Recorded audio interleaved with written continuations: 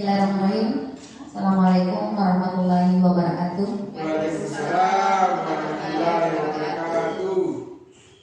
Sebelumnya terima kasih atas kehadirannya.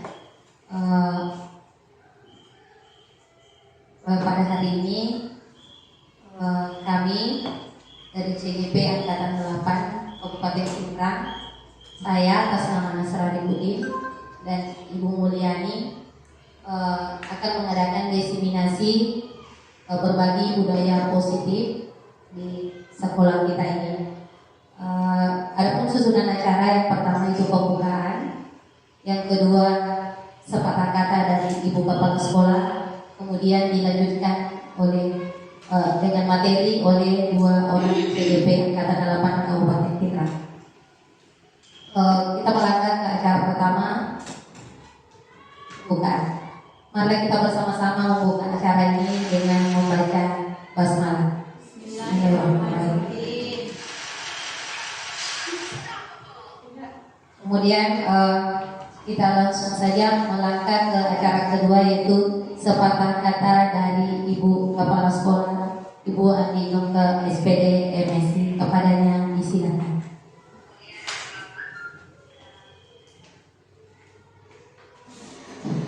Bismillahirrahmanirrahim. Assalamualaikum warahmatullahi wabarakatuh.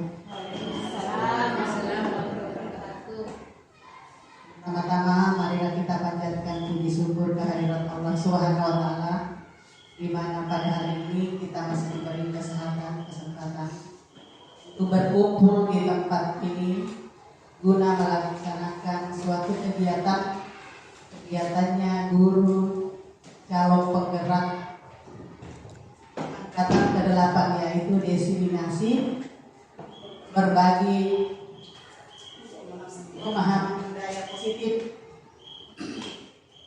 Lalu barulah kita kirimkan salawat dan taslim atas junjungan Nabi besar Muhammad Sallallahu Alaihi Wasallam, Nabi sebagai rahmatan lil alamin buat kita semua.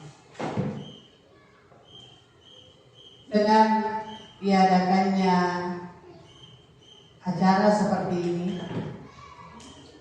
saya sangat berterima kasih karena di samping guru guru yang ada di SD 174, ada juga teman dari sekolah lain yang berkolaborasi dengan guru kita untuk melaksanakan kegiatan ini. Saya berterima kasih kepada Ibu Muli karena bersedia mengadakan kegiatan di sekolah kita ini, walaupun sebenarnya harusnya banyak pesertanya, namun karena banyak juga guru yang punya kegiatan lain, sehingga seperti inilah kegiatan kita nanti. Mudah-mudahan pada saat pelaksanaan kegiatan ini, saya sangat berharap kepada teman-teman guru sebagai peserta supaya betul-betul mengikuti kegiatan teman-teman calon guru penggerak ini yang 2 orang yang kebetulan angkatan ke-8. Mudah-mudahan guru yang lain juga bisa mengikuti temannya. Maksudnya bisa juga ikut tes nantinya supaya lebih maju lagi. Bagaimana caranya kita memajukan sekolah ini, bagaimana caranya kita melakukan pembelajaran yang lebih baik. Saya sangat berharap seperti itu. Ini adalah kita sangat bersyukur karena kita yang ditempati, supaya kita juga bisa belajar karena ini satu contoh yang diberikan oleh teman kita yang calon guru penggerak. Mudah-mudahan teman yang lain bisa bercontoh, bisa mengikuti. Mudah-mudahan kalau saya tidak salah bulan berapa terbuka lagi, terbuka sekarang. Mudah-mudahan yang lain bisa ikut mendaftar dan bisa lulus. Amin. Saya sangat selaku kepala sekolah, saya sangat berharap kepada teman-teman peserta supaya betul-betul mengikuti kegiatan teman kita ini untuk menyukseskan kegiatannya juga calon guru penggerak angkatan ke-8. Saya kira seperti itu. Lebih kurangnya mohon dimaafkan. Wabillahi taufiq wal hidayah. Wassalamualaikum warahmatullahi wabarakatuh.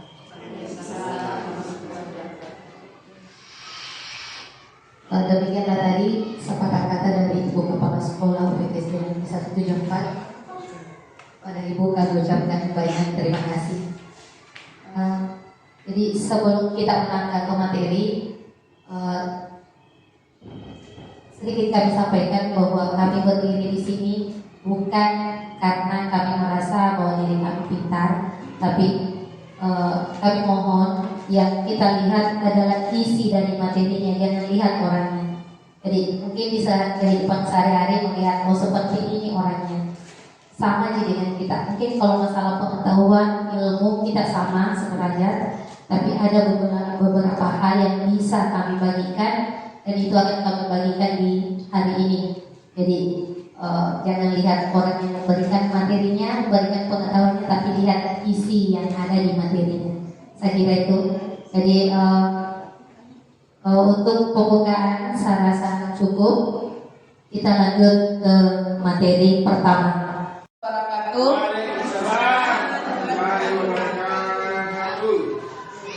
Tadi kita sudah mendapatkan penjelasan tentang berbagai pemahaman dan pengalaman tentang budaya positif, materi hukuman, konsekuensi, dan restitusi. Nah, selanjutnya di berbagi pemahaman dan pengalaman budaya positif yang akan saya paparkan di sini yaitu masalah keyakinan kelas dan 5 posisi kontrol dulu.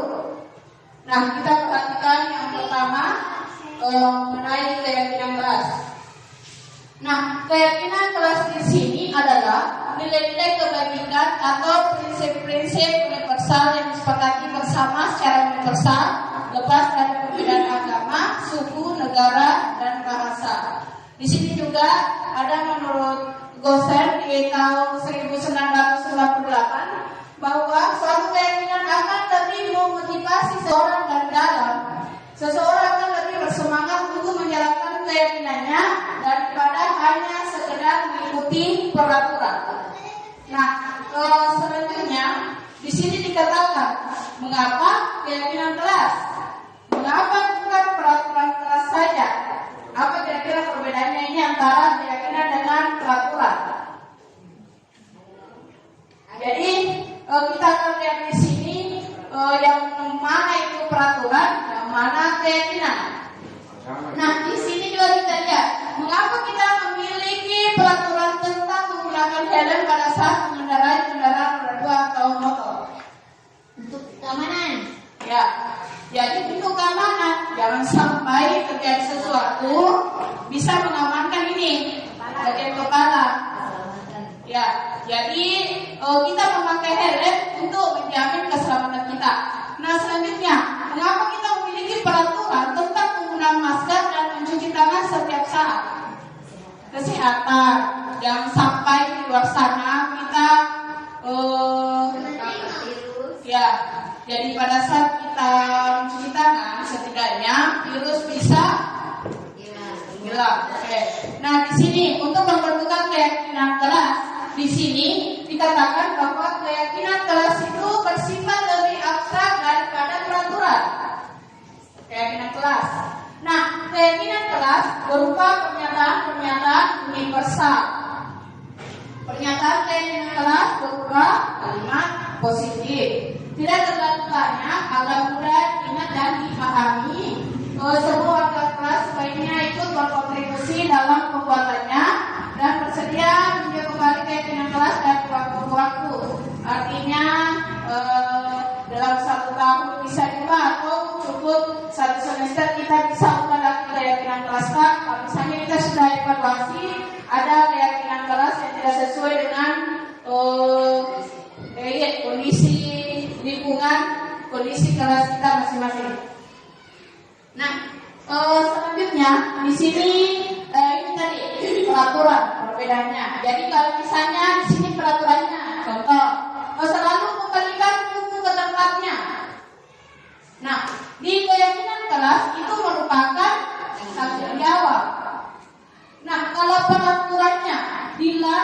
mengganggu orang lain. Nah, di keyakinan kelasnya itu menjadi menghormati orang lain. Selanjutnya, contohnya lagi, hari di sekolah 15 menit sebelum pembelajaran dimulai. Itu berarti dia berkomitmen. Dilarang melakukan kekerasan, dilarang menggunakan narkoba, berlebihan atau menunggu giliran, gunakan masker, jangan berlari di kelas atau koridor. Oke?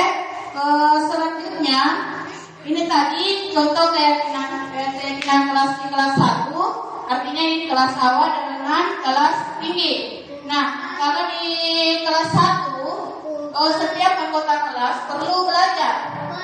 Nah, kalau di kelas 5 itu dikatakan selalu bersifat positif. Nah, di kelas awal dikatakan saya seperti ini, setiap anggota kelas perlu kesenangan. Setiap anggota kelas perlu melakukan tugas. Nah, lain halnya di kelas tinggi karena anak-anak sudah lebih banyak paham dibanding dengan kelas awal. Jadi bisa seperti ini contohnya, senantiasa menjadi diri terbaik, percaya menghormati orang lain serta barang miliknya, berkomitmen terhadap setiap tugas dan senantiasa membantu. Itu tadi mengenai keyakinan kelas. Nah, selanjutnya materinya yaitu tentang posisi kontrol guru. Nah, di sini ada 5 posisi kontrol yang artinya mungkin selama ini kita tidak bisa membedakan mana posisi kontrol yang kita gunakan selama ini di kelas. Nah, yang pertama di sini posisi kontrolnya itu sebagai penghukum. Seorang penghukum bisa menggunakan hukuman fisik maupun verbal. Orang-orang yang menjalankan posisi penghukum senantiasa mengatakan bahwa sekolah memerlukan sistem atau alat yang dapat lebih menekan murid-murid lebih dalam lagi. Guru-guru yang menerapkan posisi penghukum akan berkata seperti ini, "Bertahu di antara saya atau awas." Seperti itu kalau di posisi penghukum. Kamu selalu saja salah. Selalu, pasti selalu yang terakhir selesai. Berarti ini adalah contoh kata-kata yang dikatakan oleh guru pada posisi penghukum. Nah, guru seperti ini senantiasa percaya hanya ada satu cara agar pembelajaran bisa berhasil, yaitu cara dia. Artinya gurunya yang selalu benar. Seperti posisi kedua, ada yang dikatakan posisi kontrol membuat rasa bersalah. Pada posisi ini biasanya guru akan bersuara lebih lembut. Membuat rasa bersalah akan menggunakan keheningan yang membuat orang lain merasa tidak nyaman, bersalah atau rendah diri. Kata-kata yang biasanya keluar seperti ini, "Ibu sangat kecewa sekali dengan kamu, nak. Berapa kali ibu harus memberitahu kamu ya? Gimana coba kalau orang tua kamu tahu kamu berbuat begini?" Nah, seperti itu contoh, salah satu contoh. Mungkin masih banyak kata-kata lain di posisi kontrol membuat rasa bersalah. Nah, di posisi ini murid akan memiliki penilaian diri yang buruk tentang diri mereka. Dia akan terus merasa bersalah, murid merasa tidak berharga dan telah mengecewakan orang-orang yang disayanginya. Nah, yang ketiga, guru di sini sebagai teman. Posisi teman pada guru bisa negatif ataupun positif. Positif di sini berupa hubungan baik yang terjadi antara guru dengan murid. Guru di posisi teman menggunakan hubungan baik dan humor untuk mempengaruhi seseorang. Mereka akan berkata seperti ini, "Ayo, demi ibu ya." Kalau contohnya bapak, kebetulan ibu yang bawakan, jadi demi ibu ya. Ayo ingat, apa? Ingat tidak bantuan ibu selama ini? Ya sudah, kali ini tidak apa-apa. Nanti ibu bantu bereskan. Nah, kata-kata seperti ini berarti kita di posisi kontrol sebagai teman. Tapi ada juga hal lain bisa juga bersama, yaitu murid bertindak untuk guru tertentu, ya dia anggap teman saya. Dan tidak lainnya, murid akan tergantung pada tersebut. Kalau kita ambil posisi ini berarti artinya mungkin mendengarkan posisi cuma pada orang saja. Nah, yang keempat, posisi kontrolnya yaitu sebagai pemantau. Berarti di sini mengawasi. Posisi memantau berdasarkan pada peraturan dan konsekuensi. Pertanyaannya bisa seperti ini. Peraturannya apa? Apa yang telah kamu lakukan? Sanksi atau konsekuensinya apa? Seorang pemantau sangat mengandalkan perhitungan catatan data yang dapat digunakan sebagai bukti atas perilaku seseorang. Posisi ini akan menggunakan stiker catatan, daftar cek. Posisi pemantau sendiri berawal dari teori stimulus respon yang menunjukkan tanggung jawab guru dalam mengontrol murid. Nah, posisi kontrol yang terakhir di sini adalah sebagai manajer, di mana guru berbuat sesuatu bersama dengan murid, mempersilahkan murid mempertanggungjawabkan perilakunya, mendukung murid agar dapat menemukan solusi atas permasalahannya sendiri. Di sini contohnya apa yang kita yakini. Nah, kita akan membawa anak-anak ke keyakinan kelas. Apa yang kita sudah sepakati di kelas itu akan kita tanyakan ke anak-anak. Apakah kamu meyakininya? Jika kamu meyakininya, apakah kamu bersedia memperbaikinya? Jika kamu memperbaiki ini, hal ini menunjukkan apa tentang dirimu? Apa cara kamu untuk memperbaiki hal ini? Tugas seorang manajer bukan untuk mengatur perilaku seseorang. Kita membimbing murid untuk dapat mengatur dirinya.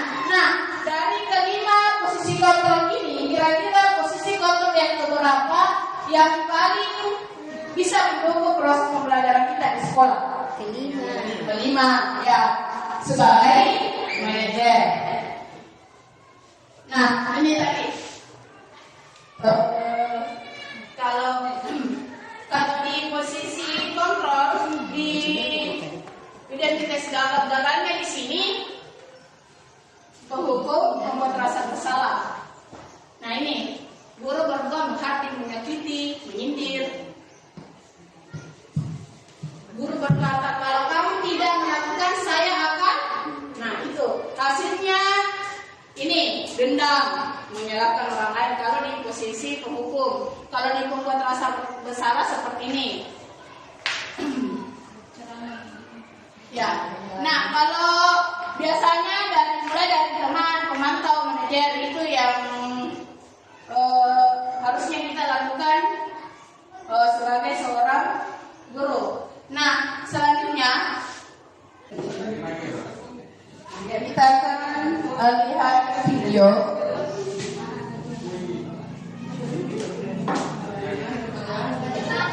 Ya, ini videonya. Yang tadi 5 posisi kontrol. Posisi penghukum. Gimana kamu?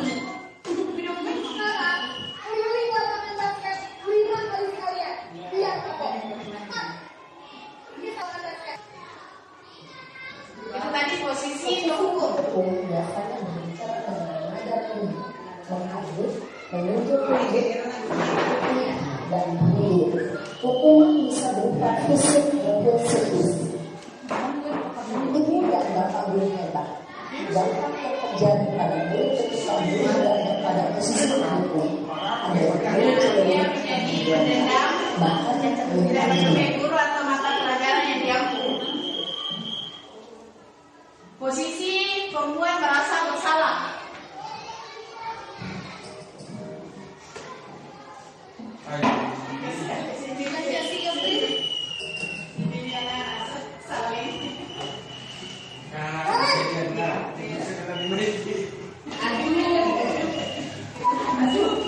Oh. Kamu kenapa berontak lagi, Nasa? Ya Tuhan, Naren. Kamu senang ya bikin ibu susah ya? Kalau kamu berontak lagi,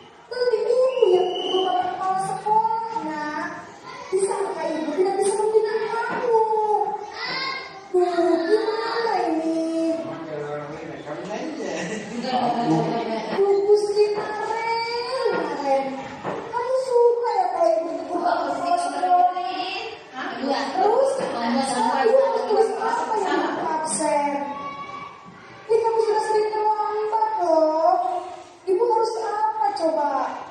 Maaf Bu, maaf sekali.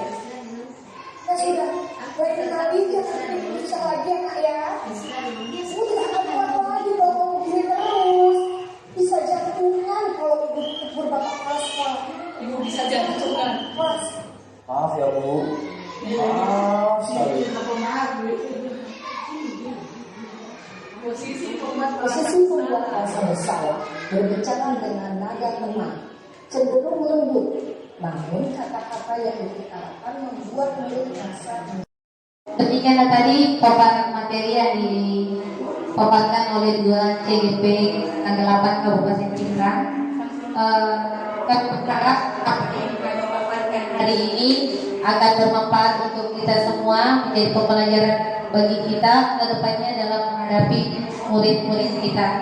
Semoga kita bisa menjadi pemimpin pembelajaran di kelas masing-masing yang bisa mengajar pendidik anak sesuai dengan filosofi Ki Hajar Dewantara, yaitu iman seluruh iman dia mengularsa tutur hadayani. Jadi kita selalu membimbing, mendidik dan mengarahkan anak untuk supaya kedepannya mereka bisa sukses sebagai individu maupun sebagai anggota masyarakat. Jadi kami berdua mengucapkan banyak terima kasih atas kesempatan yang diberikan dan atas kehadiran Bapak Ibu di diseminasi kami ini. Sebagai penutup, mari kita bersama-sama menutup diseminasi kali ini dengan membaca hamdalah. Assalamualaikum warahmatullahi wabarakatuh. Assalamualaikum warahmatullahi wabarakatuh. Program diseminasi yang diadakan oleh Ibu Mulyani tadi sangat bermanfaat bagi saya, karena dengan adanya kegiatan tadi saya bisa mengetahui, saya mendapatkan ilmu yang lebih banyak lagi yang selama ini saya lakukan di sekolah. Ternyata ada banyak kesalahan. Mudah-mudahan dengan adanya kegiatan tadi saya dapat merubah kesalahan-kesalahan yang telah saya perbuat di sekolah. Dan untuk Ibu Mulyani, terima kasih banyak, tetap semangat berbagi ilmunya kepada kami, dan semoga program guru penggeraknya segera selesai dan sukses.